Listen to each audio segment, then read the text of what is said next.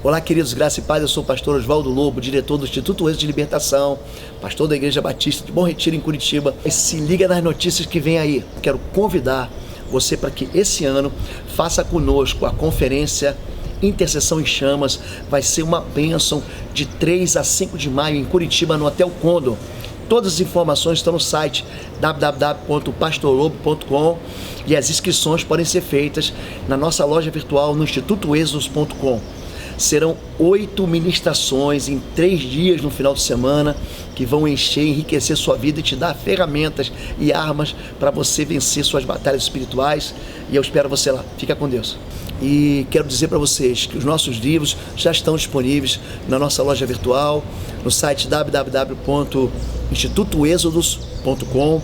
Autoridade sobre as Trevas, Blindagem contra as Trevas, o seminário Sangue nos Umbrais, a conferência Estágio de Guerra Espiritual e a novíssima Intercessão em Chamas, que vai abençoar profundamente a sua vida e o seu ministério. Quero convidar para agora em 2019 você ir conosco a Israel. Vai ser um passeio maravilhoso na Terra Santa, cheio de conhecimento bíblico. A sua vida vai encontrar uma intimidade maior com o Senhor. Nós chegamos em Tel Aviv e depois visitamos Cesareia Marítima, Cesareia de Filipe, Jope, Jordão. Depois nós descemos até o Mar Morto, subimos de novo para Tiberíades, Mar da Galileia, toda a região ali de Jericó e finalizamos em Jerusalém. É uma viagem que vai te levar para bem pertinho de Deus e que vai trazer ao seu coração muita paz. Eu espero você lá. Nós estamos na quarta-feira. Você que nos assiste pelo nosso canal do YouTube, nós nos reunimos aqui às quartas-feiras, às 20 horas, e o culto encerra rigorosamente às 21h30. Esse culto da quarta-feira, ou quarta-feira, é um culto regular da igreja. Então, ainda que haja um feriado nacional, por exemplo, quarta-feira de cinzas, quarta-feira que vem é quarta de cinzas, o culto é regular. Então você pode nos acompanhar e ter recebido notícias de gente de todo mundo, gente de Londres, eu recebi da Espanha, de Portugal, de Moçambique, de Angola, eu recebi gente de Israel, da Hungria, dos Estados Unidos, do Chile, da Argentina, enfim, do mundo todo. Toda quarta-feira, 20 horas, o culto é regular. Você que mora em Curitiba, nós estamos na Avenida Desembargador Hugo Simas, 1772, é no bairro do Bom Retiro, por isso que nossa igreja chama-se Igreja Batista de Bom Retiro. Você vai ser muito bem-vindo. Também temos cultos de domingo, sempre às 10 da manhã e às 19 horas. Temos ministério infantil para cuidar do seu filho, temos estacionamento. Nós acabamos de adquirir um espaço aqui maior ainda para você colocar seu carro. Seja muito bem-vindo em nome de Jesus. Amém, gente? Amém. Vamos lá, gente. Vamos falar um pouquinho sobre milagres. Nós estamos caminhando então nessa visão de milagres e é bom a gente rever. A gente sabe que Deus é um Deus poderoso para fazer milagres, mas muita gente acha que Deus está distante, cuidando de problemas mais graves, e Ele não interfere no nosso mundo pessoal. Na verdade não é nada disso. Deus está pronto para ouvir, Ele está pronto para se mover, Ele está pronto para estar do teu lado, para fazer aquilo que você acha e que você tem certeza que você não pode fazer, mas que Ele pode fazer. E hoje eu quero falar sobre o Jeová Rafá, sobre o Deus que cura, sobre o Senhor que te sara. Deus, a Bíblia diz isso, Isaías 53, a Bíblia diz isso no Evangelho de Mateus. Jesus levou sobre si as nossas enfermidades. E sempre que a gente fala sobre enfermidade, esses dias atrás eu fui pregar numa igreja no litoral paulista, e quando cheguei lá, eu já tinha ministrado na sexta, no sábado, no domingo pela manhã, veio uma mocinha, uma jovem, ela não devia ter mais do que 20 anos, e ela falou: pastor, e de fato aqui o rim dela muito inchado, pastor, já fui para uma cirurgia, e o médico abriu e não viu nada, não encontrou nada. A Bíblia fala sobre algo chamado espírito de enfermidade. Em Lucas capítulo 13, conta a história no verso 10 de uma mulher encurvada, que estava possessa de um espírito de enfermidade. Não é só que ela tinha um problema ortopédico, um problema nos seus ossos. Havia um espírito que a impedia de se levantar. Jesus, chamando a si, disse: mulher, estás livre da tua enfermidade. Impondo-lhe as mãos, ela se endireitou. Não houve nenhum tipo de manifestação maligna, houve apenas a cura. Então tem muita coisa no nosso corpo que é biológico, nós nascemos assim. Tem algumas coisas que nós adquirimos com o tempo, que são as enfermidades fisiológicas. Agora, tem questões, gente, que são puramente espirituais. O mesmo Jesus que fez essa mulher encurvada, ele fez cego ver. Ele pega um pouquinho de barro, cospe e faz um olho novo para aquele moço na beira do tanque de Siloé.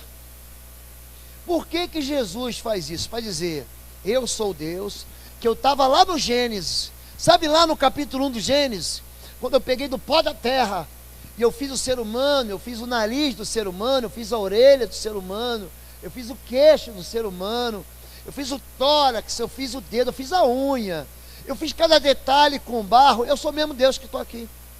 Então Jesus faz um olho novo para aquele moço, fala: vai se lavar no tanque de Siloé. E o moço volta olhando, e todo mundo fica maravilhado. As pessoas não conseguem entender que existe uma mensagem por trás dos milagres. Jesus está dizendo: eu sou Deus, eu sou aquele mesmo que estava no princípio. Só que o mundo da ciência, o mundo que nós vivemos, da matemática, dos elétrons, dos prótons, dos nêutrons, dos super telescópios. O Hubble, por exemplo, ele fotografa a planície, as montanhas de Marte.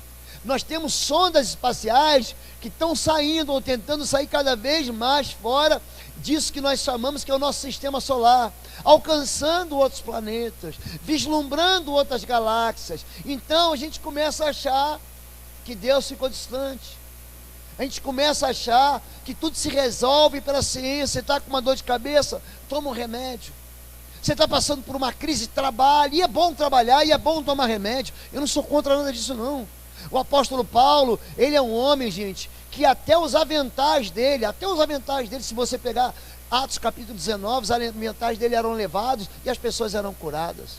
O apóstolo Paulo, a Bíblia diz que pelas mãos de Paulo, o Senhor fazia maravilhas ali em Éfeso, na cidade de Éfeso, em Atos capítulo 9. Mas eu mesmo, Paulo, falou assim: eu deixei Trófimo doente em Mileto. Em 2 Timóteo capítulo 4, ele fala assim: me traz Lucas, o médico amado, me traz a capa, eu estou com frio. Nós somos feitos de carne e osso. Ninguém aqui é anjo. Todo mundo aqui um dia vai ficar velhinho. Eu preciso de óculos para enxergar algum tipo de... não consigo mais enxergar. Por quê? Porque minha vista começa a ficar cansada. Porém, se você começa a atribuir todo tipo de sofrimento e dor e enfermidade apenas ao seu corpo, você esquece que você tem uma alma e tem um espírito. E aí você deixa Deus fora dessa equação, como quem diz: não, Deus sabe. E aí vem aquela velha palavra: Deus sabe de todas as coisas. Queridos, eu vou dizer uma coisa para você: Deus sabe de todas as coisas mesmo, mas Ele quer exercitar a fé na gente. Quando aquela moça toca na veste de Jesus, ela estava enferma há 12 anos. A Bíblia diz, só Lucas esconde isso, Mateus e Marcos não escondem, que ela gastou todo o seu dinheiro com os médicos. Lucas é médico, então essa parte ele não fala, mas está escrito. E quando ela toca na veste de Jesus, ela é curada ou não é, gente? É ou não é, gente? Você vai ver na televisão, assim: coloca aí teu copo d'água em cima da televisão, eu vou te abençoar e você vai ser curado. E a pessoa é curada. E não tem a ver com Jesus, não tem a ver com o pastor, com a igreja, tem a ver com a fé da pessoa. Ele diz: a mulher, grande a tua fé te sarou, a tua fé te salvou. Então, gente, funciona, sabe como? Na maneira como você crê. Funciona no tamanho do Deus que você tem. Se você tem um Deus que de fato é o El Shaddai, a palavra El Shaddai significa Deus Todo-Poderoso, é porque Ele vai poder tudo na sua vida. Se você chama Deus de Jeová Jirê, esse Deus é o Deus que vai prover na tua vida aquilo que não tem. Se você chama Deus de Jeová Sabaote, Ele vai ser o Senhor dos exércitos, que vai vencer tuas guerras. Mas hoje quero que você conheça o que a Bíblia revela de um caráter de Deus chamado o Senhor que te cura, o Jeová Rafá, o Elohim Rafá, aquele que cura não só a minha enfermidade, mas as amarguras da minha vida. A palavra de Deus, acho que travou aí. Pode passar? Passou? Isso. Êxodo capítulo 15, eu vou ler com você o texto que revela Deus como o Senhor que cura. Depois, conduziu Israel desde o Mar Vermelho até o deserto de Sur.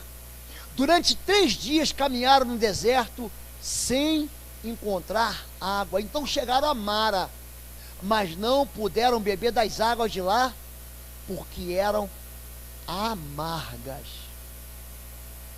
Esta é a razão porque o lugar chama-se Mara.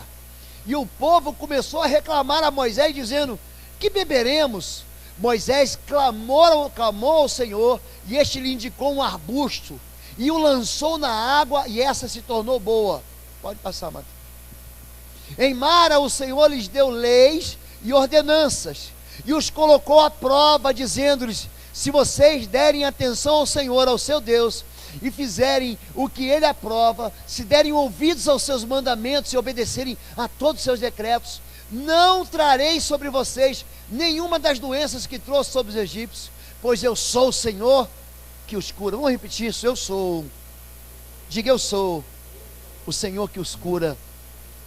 Depois chegaram a Elim, onde havia 12 fontes de água e 70 palmeiras, e acamparam junto àquelas águas. O povo de Israel sofre ou vive uma experiência de vitória. Eles estão cativos no Egito. A palavra de Deus diz que o braço forte do Senhor vai lá, Ele faz isso mesmo. Ele cala o exército e sepulta o exército do faraó no mar Vermelho.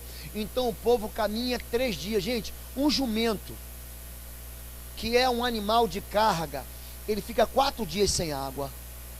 Um camelo fica 3 dias sem água. Mas o boi fica só 1 dia sem água. E sem falar em mulheres e crianças, eles estavam há 3 dias. E quando Deus nos prova, a impressão que a gente tem é que Deus nos abandonou. E eles chegam num lugar chamado Mara. Essa palavra Mara significa amargo. Nós teremos períodos de amargura, entenda isso.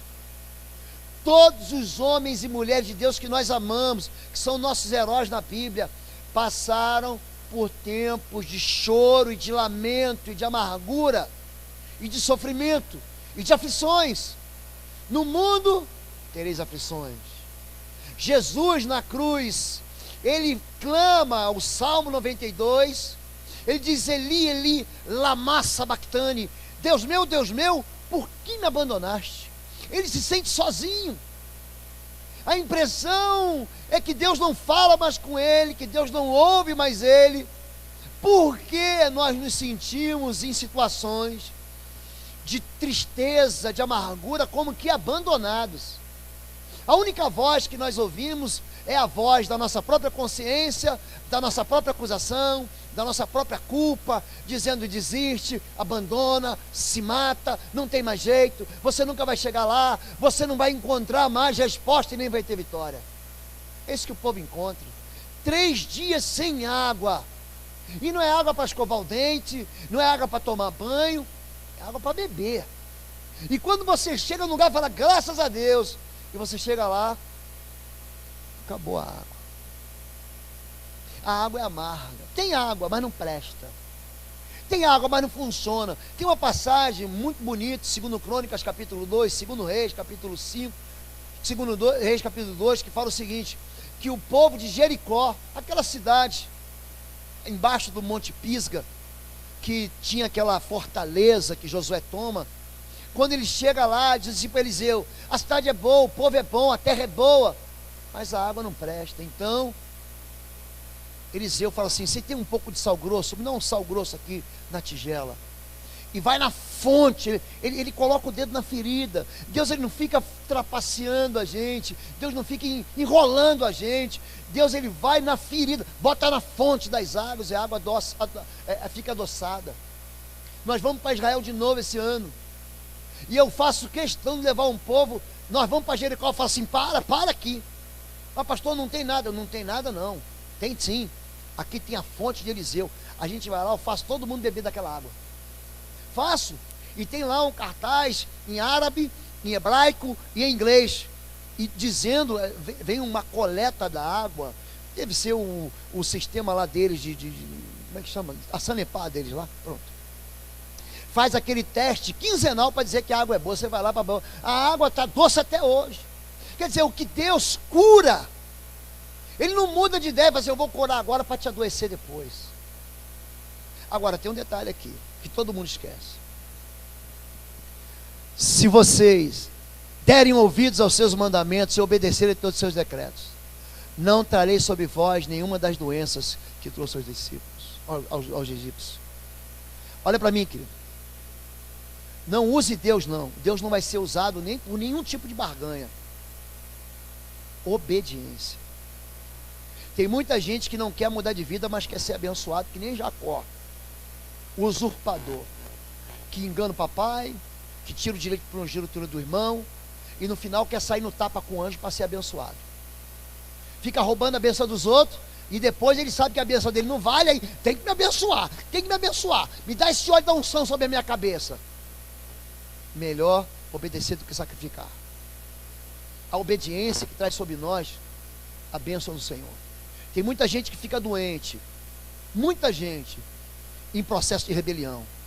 Em Números capítulo de número 12, verso 2, diz que uma mulher de Deus, chamada Miriam, irmã de Moisés, se levanta em rebelião contra o governo de Moisés.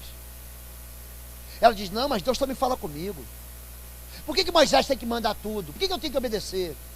Deus chama ela para uma conversinha e fala: vem cá, quando eu levantar profetas em Israel, através de sonhos e visões falarei com ele. Mas não é assim com o meu servo Moisés. O meu servo Moisés é aqui, ó, é tete a tete, é cara a cara. Eu falo com ele face a face. E para você entender que eu sou com ele, gente, Deus lança ela num lugar de lepra, e ela fica uma semana leprosa. Rebelião não é brincadeira.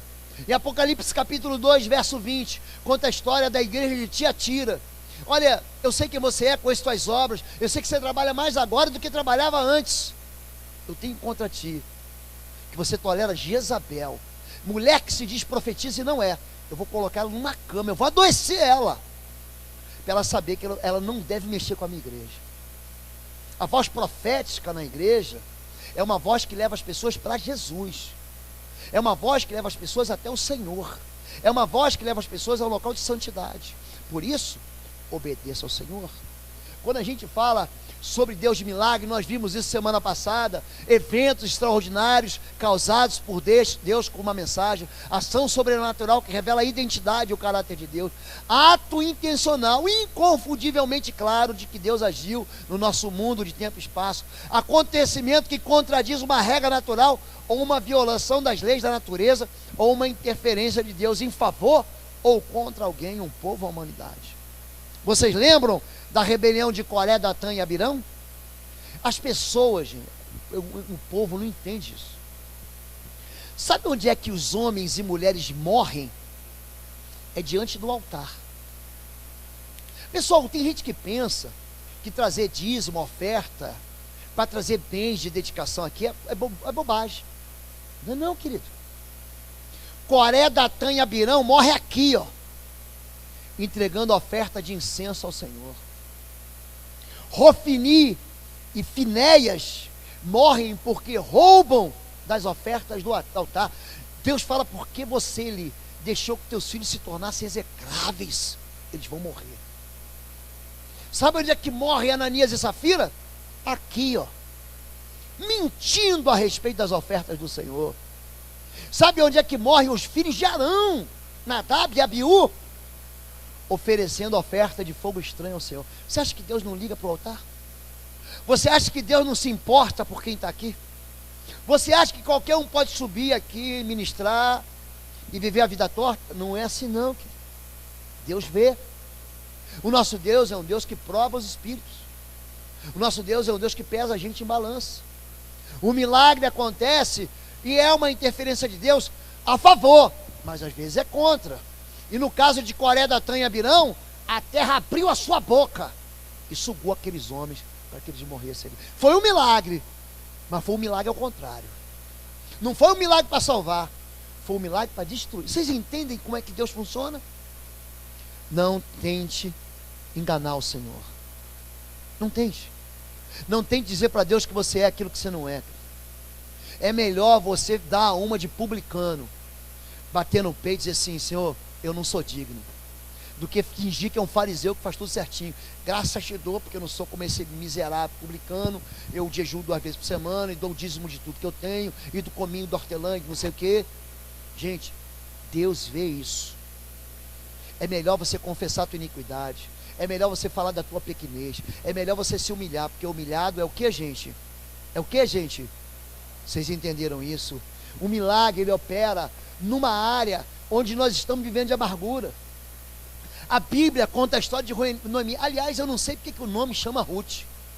O livro do nome devia ser Noemi, porque ela é a mulher de Deus. Ruth só vai o quê? No conselho da discipuladora. Faz isso, ela faz aquilo, ela é obediente.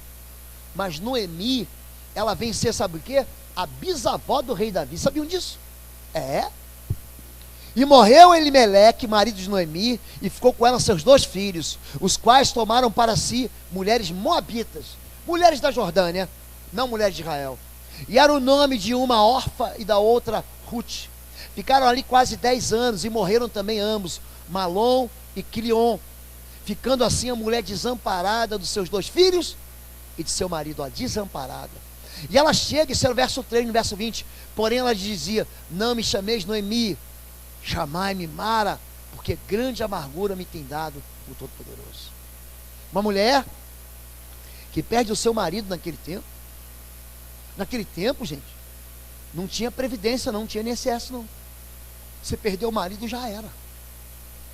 Quilom, esses 2 nomes, Malom e Quilion, significa enfermidade e desgraça. É muito interessante. O judeu, ele acha que esses nomes foram dados como uma espécie de sarcasmo. Eles chamam isso de sarcasmo bíblico. A palavra Malom é desgraça. Olha lá, o desgraçado e o miserável. Ela perde até os desgraçados, perde os filhos. E fala: não me chame mais de bem-aventurada, Noemi, me chame de amarga, porque o meu nome é Mara. Quando nós estamos passando por períodos de amargura, como Israel passou, a tendência é a gente baixar os olhos e chorar e ser amargo, e viver de amargura, e viver dizendo: está vendo? O Todo-Poderoso me desgraçou a vida, o Todo-Poderoso trouxe esse sofrimento para mim, o Todo-Poderoso trouxe essa dor no meu coração. Não, você não vai escapar de Mara. Eu gosto de ser muito claro quando eu prego a Bíblia. Você não vai escapar do tempo da amargura, não vai escapar. No mundo tereis aflições. Muitas são as aflições do justo. Não está falando do ímpio, não. O ímpio é pior ainda. O ímpio é pior ainda. Então, quando você passar por um tempo de amargura, não fique achando que Deus está te tratando mal. Mas perceba que existe por trás do sofrimento, por trás da amargura, por trás da falta, por trás da falência, por trás da dificuldade impossível, um Senhor que quer se revelar a nós. Em Deuteronômio capítulo 8, Deus fala: eu sou o Senhor, eu te levei para o deserto, eu te deixei passar fome, eu te humilhei, para saber o que havia de fato no seu coração, e para que você entendesse que nem só de pão viverá o homem, mas de toda a palavra que sai da boca do Senhor. Então existem momentos que a gente acha que Deus de fato nos abandonou. Tem momento que Deus diz não. Diz. Deus disse não para Paulo. Tira de mim esse espinho na carne. Não tiro. Tira, ele diz, não tiro. E ele fala uma terceira vez. 3 vezes orei ao Senhor a respeito do espinho na carne, e Deus diz, não. Por quê? Porque minha graça te basta, e o meu poder se aperfeiçoa em você, na tua fraqueza. Porque quando você fica orgulhoso demais, porque ele ficou orgulhoso, ele foi levado ao terceiro céu, ele viu coisas inefáveis, que aos homens não é lícito falar. Então, para que eu não me ensoberbecesse, pela natureza da revelação que foi me dada, ele me mandou esse espinho na carne. Deus, ele tem pra gente. Faz assim para mim, faz assim. Mostra para mim, faz assim. Fala assim, Deus, tem um deserto sob medida para a minha vida. A gente vai para o deserto. Nós vamos experimentar as águas amargas. Mas o que acontece aqui? Lembre-se das coisas passadas, das coisas muito antigas. Eu sou Deus e não há nenhum outro. Eu sou Deus e não há nenhum Deus como eu. Desde o início faço conhecido o fim. Desde os tempos remotos o que ainda virá. Digo, meu propósito ficará de pé e farei tudo o que me agrada. Isaías 46 está dizendo o seguinte: Deus é o alfa e o ômega, ele é o princípio e o fim. Antes dele não houve, depois dele não haverá jamais. Deus está dizendo, eu não sou pego de surpresa. Deus, ai pastor, eu fiquei sabendo aqui que veio uma notícia para mim que eu estou sendo mandado embora. Veio uma notícia médica que eu estou com uma enfermidade. Ai, Deus está com os cabelos, arrancando os cabelos nos corredores do céu. Deus sabe de tudo, antes e depois. Deus sabia que você era pecador, antes de te amar. Deus não foi enganado, Jacó foi enganado. Você sabe que Jacó, Raquel e Lia é uma história da igreja, né? Sabia disso? Porque Jacó ama a mulher bonita, Raquel. Mas aí, esse mesmo Jacó, na hora de casar, ele bebeu demais e casa com a moça que ele não achava tão bonita. Ele fala, quando ele acorda, fui enganado. Jacó foi enganado, Jesus não. Jesus sabia que a gente não prestava. Jesus conhecia todas as nossas falhas. Você pensa que você está escondendo o que de Deus? Pode se vestir de santo à vontade. Deus conhece a podridão do coração e da mente humana. Uma vez Billy Graham veio no Brasil, era garoto, e depois ele mandou, eu estudei 2 anos no Instituto Billy Graham. Foi aí que veio essa minha veia evangelística. E tinha um pastor que dava aula pra gente, falava assim, olha, se algumas coisas que passaram pela minha cabeça um dia pudessem ser projetadas numa tela, eu seria expulso da igreja e eu seria apedrejado em praça pública. Olha, estou falando de Billy Graham, um homem que 40 anos evangelizou o mundo inteiro. Foi em todos os continentes falar de Jesus. Nós sabemos que Deus não é pego de surpresa. Isaías 48 diz, por isso há muito lhe contei essas coisas lá atrás. Antes que acontecesse, eu os anunciei a você. De agora em diante, eu lhes contarei coisas novas, lá do futuro, coisas ocultas que você desconhece. Elas foram criadas agora, e não há muito tempo. Você nunca os conheceu antes, por isso, você não pode dizer, sim, eu as conhecia. O mesmo Deus que falou o seguinte, meu filho vai vir, é o mesmo Deus que falou assim, o meu filho vai voltar. Você poderia imaginar, quando Jesus falava, em Mateus capítulo 23, ele fala sobre o chamado Apocalipse de Jesus, no Evangelho de Mateus. Olha que templo bonito, Jesus diz, não vai ficar pedra sobre pedra. Não vai ficar. E Jerusalém vai ser tomado. Os muros serão derrubados. E a gente estava aqui, olhando para Jerusalém e lendo isso no século 20. E falava, mas que muro é esse? Não tem mais muro lá. Hoje você vai em Israel e você entra nos chamados territórios ocupados da Cisjordânia. Vai em Belém, você vê o muro que eles têm lá. Modo que o pé direito dessa igreja aqui. Os muros estão lá. E esses muros serão derrubados. Quando Jesus diz, quando vocês virem a abominação da desolação que está no lugar santo, quem lê entenda. Olha, quem está em casa não deixa para pegar a capa, e quem está no campo não volta para casa. Ele está falando no futuro, aonde o templo de Jerusalém estará de novo reconstruído. Pastor, isso é impossível. Hoje, onde tem o templo, está a mesquita da cúpula dourada. Está lá, você vai lá em Jerusalém, está lá. O Islã colocou em cima da sinagoga ou do templo uma mesquita. Ali vai ter um templo, sabia disso? E pior do que isso, a palavra de Deus diz que o anticristo vai oferecer um sacrifício abominável lá dentro. Olha, quando a abominação da desolação estiver no lugar santo, esse pastor está chutando. A palavra de Deus não volta vazia, vai cumprir.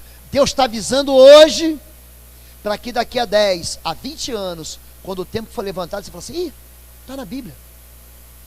O que eu estou querendo dizer? É que o futuro não surpreende Deus. O futuro não pega Deus assim, peraí, eu peguei ele distraído. Não pega. O Deus que está aqui hoje, que estabeleceu ontem, já fez o amanhã. Então, quando você passar e chegar no dia da amargura, quando você chegar no dia em que a água que você está bebendo é água podre, é água amarga, pastor, por que Deus me fez chegar até aqui? Por que Deus permitiu que isso acontecesse comigo? Tem a doutrina do Deus permissivo. Eu acho tão esquisito essas coisas em teologia. Como se Deus fosse um Deus mau, ou como se Deus fosse um Deus assim, frio, calculista, sem sentimento, sem compaixão, um Deus apático, um Deus não simpático, antipático. Aquilo que eu estou sentindo, e esse não é o Deus da Bíblia. O Deus da Bíblia diz: busque e você vai me encontrar. Busque. Larga o teu coração de pedra. Larga o teu coração endurecido pela incredulidade. Joga isso fora. Eu sei que você já fez. Você já tentou, você já se esforçou, mas é só a tua mão funcionando. Quando você se humilha, a oração é uma humilhação, gente. A oração é um sintoma de que a gente não tem poder mais. Para Deus, agora é contigo, Senhor. Quando nós falamos de um Deus, a gente tem que tomar cuidado, gente, com aquilo que a gente fala dele. O povo de Israel murmurou contra o Senhor em Mara. E tem muita gente murmurando. Quando você murmura, você está chamando Deus de incompetente. Quando você murmura, você está reclamando da sorte que Deus te deu. Quando você murmura, você está dizendo para Deus: Deus, você combinou comigo outra coisa. Quando você murmura, você está dizendo assim: eu não confio no Senhor. Digo-vos, pois, que de toda palavra fútil que os homens disserem, hão de dar conta no dia do juízo. Sabe que contexto é esse aqui? É o contexto da blasfêmia contra o Espírito Santo. Jesus está fazendo milagre, e ele cura. A Bíblia diz: um endemoniado cego e mudo. Sabe o que os fariseus dizem? Ele não expulsa demônios, senão por Beelzebu, príncipe dos demônios. Jesus, vem cá. Um reino dividido não subsistirá. Uma casa dividida já caiu. Então, se eu expulso demônios pelo Espírito de Deus, é chegado a vós, o reino dos céus. Mas cuidado com a sua boquinha. Cuidado com aquilo que você fala. Gente, o povo de Israel ficou 40 anos no deserto. Sabe por quê? Por causa de palavras frívolas. Por causa daquilo que saiu da boca. Romanos capítulo 10, verso 9, diz assim: se tu no teu coração creres que Deus ressuscitou Jesus Cristo dos mortos, e com a tua boca confessares, então será salvo. Você vai ser justificado pelas suas palavras, mas também vai ser condenado por aquilo que você diz. O povo, quando vê amargura, a primeira culpa é de Deus. Por que Deus errou o caminho. Tiago 3,13 diz para a gente colocar um freio na boca. Tem muita gente que faz jejum de comida. Tem pessoas que deviam fazer o jejum de pecado, porque jejuam da comida, mas não jejuam do pecado. E Tiago está falando sobre isso. Ora, se pomos freio na boca dos cavalos para nos obedecerem, também lhes dirigimos o corpo inteiro. Então ele está dizendo que é pela boca. Você está entendendo o que ele está falando? Que a nossa vida é governada.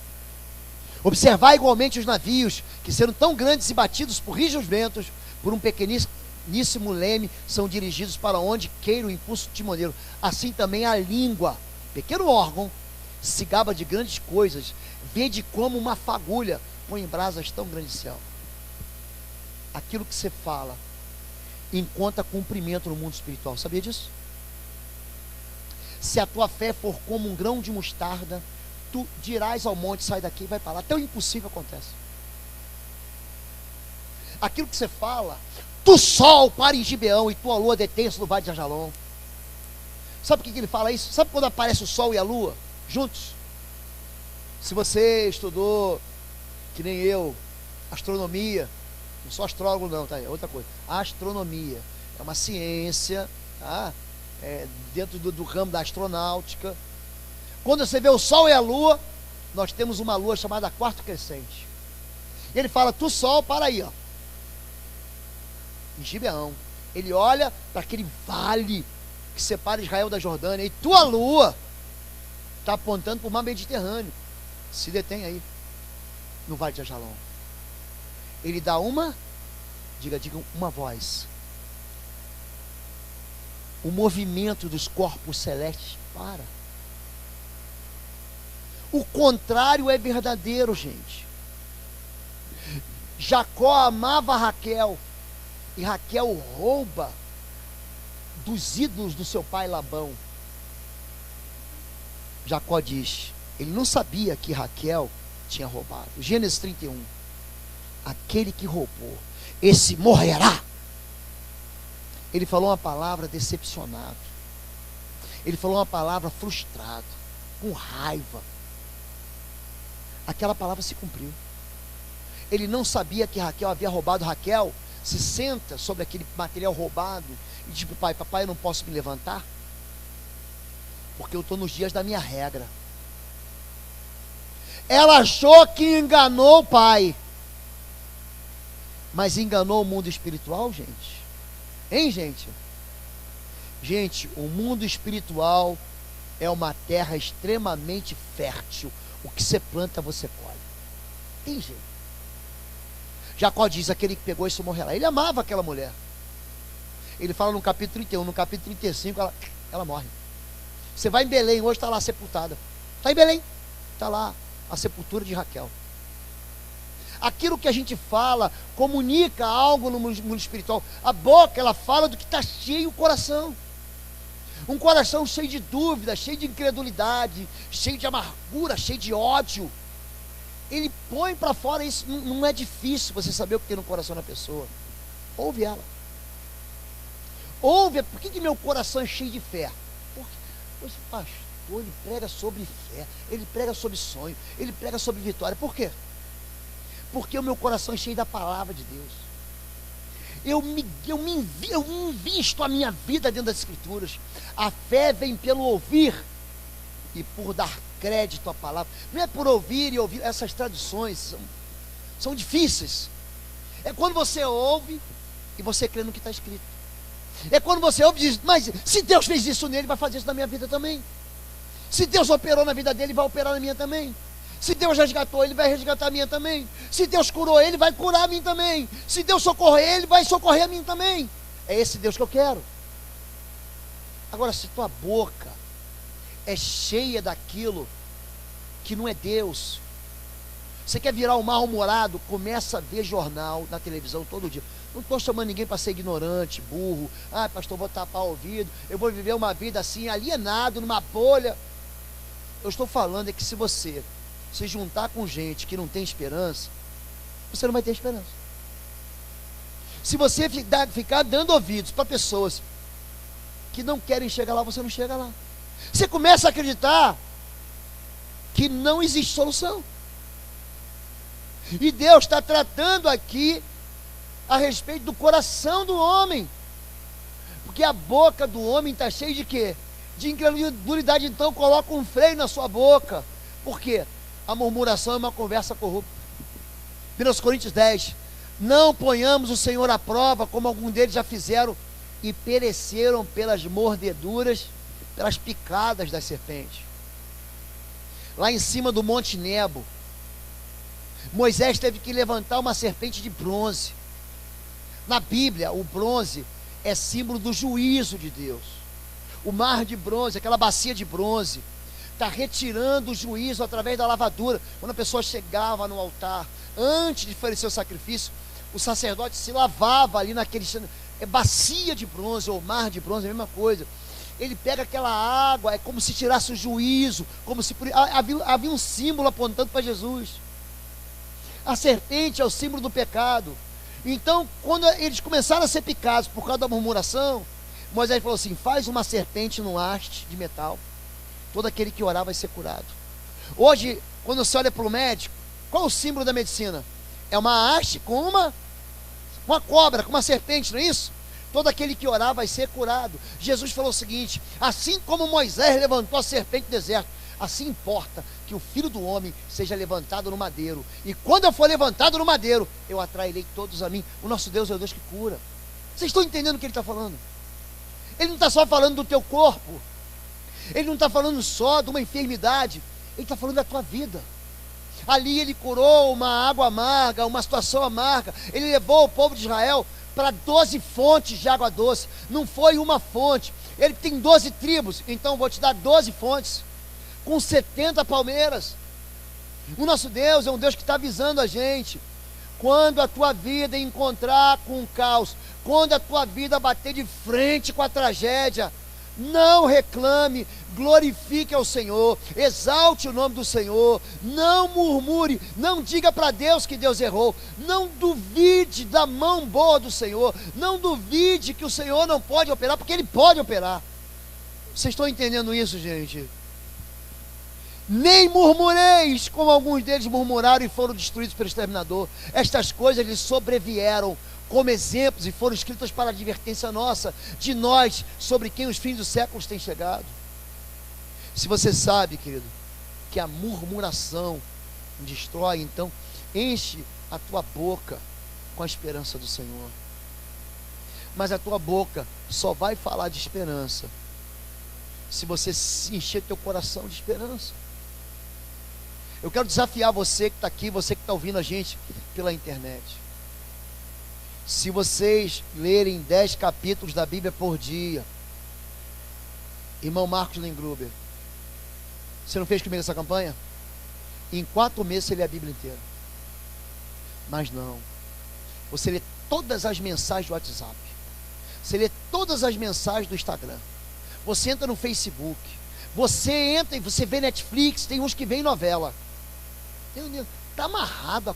Gente, se tem um veneno, gente. A cultura, o princípio, é um princípio perverso e maligno. Maligno. Aquilo que você vai ouvir vai te contaminar.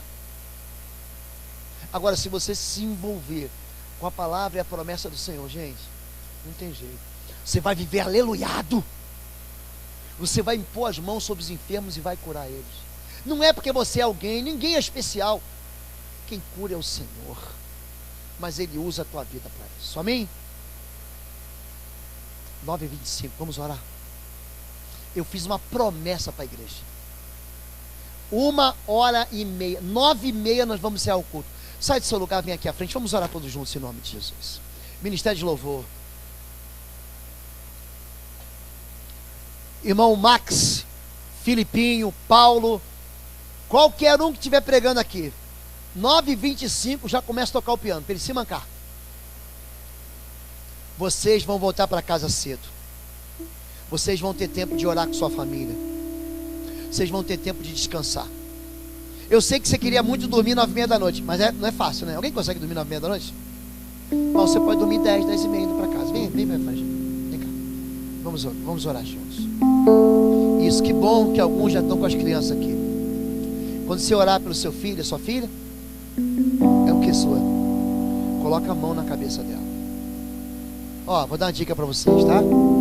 Gênesis 26. tem a bênção de Isaac sobre Jacó. Pega essa bênção, chega em casa, abre a Bíblia em Gênesis 26, ora sobre ele. Deuteronômio 33, a bênção mais extraordinária da Bíblia, está em Deuteronômio 33. Pega a vida do teu filho, você, pastor Alan, bota a mão sobre, pega aquela bênção de Jacó sobre José, pega, coloca a mão na sua vida, no seu ventre, coloca a mão. Você precisa só do Senhor. Eu estou aqui, sabe para quê? Só para levar você para um lugar de fé, só isso. O resto vai ser com você. Pega a tua história derrotada e leva diante do Senhor e fala assim: Pai, eu estou te convidando aqui, para fazer cessar essa amargura da minha vida. Agora, se Deus disser não para você, pastor, eu amava tanto aquela moça, eu amava todo aquele rapaz, eu amava tanto aquele trabalho, pode ter certeza, Deus preparou algo bom para você, melhor do que era. Tem gente, se dependesse deles, se dependesse de alguns judeus, eles estavam morando até hoje no Egito lá como escravo. Deus tem para a gente uma terra que manda leite e mel, terra onde você vai comer dos figos, das figueiras que você não plantou, das azeitonas e do óleo do azeite que você não plantou. Você vai beber do cacho, do fruto da vide que você não semeou. Você pode crer comigo? Feche seus olhos. Pai querido, no nome do teu filho Jesus, que é o nome sobre todo nome, Pai, todo nome, o qual todo joelho se dobrará e toda língua confessará que Ele é o Senhor, no nome do verbo da vida, no nome do Deus de Israel, Deus de Abraão, de Isaac e Jacó, no nome daquele que é alfa e ômega, princípio e fim. Pai, eu quero orar pela tua igreja agora, por aqueles que estão aqui, por aqueles que estão nos vendo pela internet. Eu quero lançar uma palavra de doçura. Pai, o Senhor é Deus que abre 12 fontes de águas doces. O Senhor é Deus que traz descanso, sossego. Pai, nós clamamos na esperança do Senhor. Nós cremos que só há um Deus em Israel, e o nosso Deus não dormita, não cochila, é o valente de Israel. Pai, traz socorro na vida dos teus filhos. O milagre, Pai, vem do Senhor. A fé é nossa, Senhor Deus, mas o milagre é teu. A esperança, Pai, é nossa, mas o mover das mãos são tuas, Senhor Deus. E eu quero pedir, Pai, o teu favor no meio desse povo. Eles estão cansados no meio da semana. Eles largaram tudo, Pai, na perspectiva de que o Senhor iria operar na vida deles. E eu quero lançar uma palavra de bênção sobre eles em nome de Jesus. Uma palavra de cura, de restauração, de liberdade. Todo o cativeiro das trevas nós desautorizamos em nome de Jesus. Em nome de Jesus de Nazaré. Nós liberamos o teu povo, Pai, para crer com liberdade.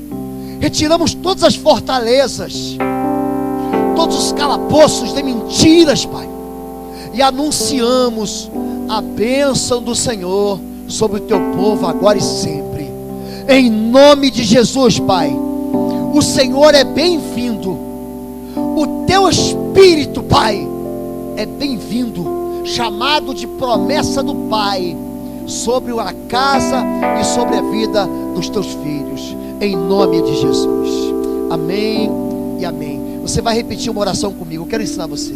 Diga assim: Senhor meu Deus, em nome de Jesus, eu concordo aqui na terra que a minha casa é casa de paz e é casa de esperança.